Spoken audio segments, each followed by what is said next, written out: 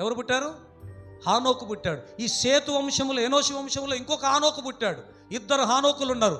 ఇటు పరిశుద్ధులు, అటు దేవుని మాట వినని వారు. అటు కయ్యూను, ఇటు సేతు వంశావళి. వీళ్ళు దేవుని కుమారులు, వాళ్ళు నరులు అని. నరుల బుద్ధులు పోగొట్టుకోకుండా ఇష్టానుసారంగా బతుకుతున్నారు. వీళ్ళు దేవుని ఇష్టాన్ని, ఇందాక చెప్పానుగా, దేవుని ఇష్టము నెరవేర్చుతున్నారు. సేతు సంతానం. ఇప్పుడు కయ్యూను సంతానం ఏం చేస్తున్నారు చెప్పండి? నరుల ఇష్టం నెరవేర్చుకుంటున్నారు, వాళ్ళ ఇష్టం నెరవేర్చుకుంటున్నారు. ఇప్పుడు 6వ అధ్యాయంలో ఆన్సర్ వచ్చిందని చెప్పాను కదా. ఏమని?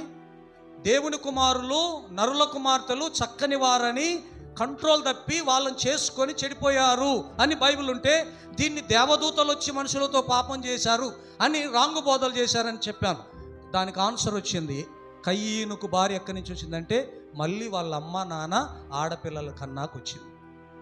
నరుల కుమార్తెలు అంటే ఎవరు? కయ్యూను వంశం. దేవుని కుమారులు అంటే ఎవరు? దేవుని ఇష్టాన్ని నెరవేరుస్తున్న సేతు సంతానం. వీళ్ళ సంతానములు కూడా హానోకు వచ్చాడు. ఇప్పుడు వాళ్ళ సంతానములో ఒక హానోకు పుట్టాడు, వీళ్ళ సంతానములో ఒక హానోకు పుట్టాడు. ఆ హానోకు ఊరు పేరు పెట్టుకొని మురిసిపోయాడు. వాళ్ళ నాన్న చెప్పండి, ఆ ఊరుని కట్టాట ఊరుకు హానోకు అని పేరు పెట్టి, నా కొడుకు ఎంత గ్రేట్ అన్నాడట. ఇటు కూడా హానోకు పుట్టాడు. ఎవరు? సేతు సంతానములు హానోకు పుట్టాడు. ఈయనేం చేస్తున్నాడు?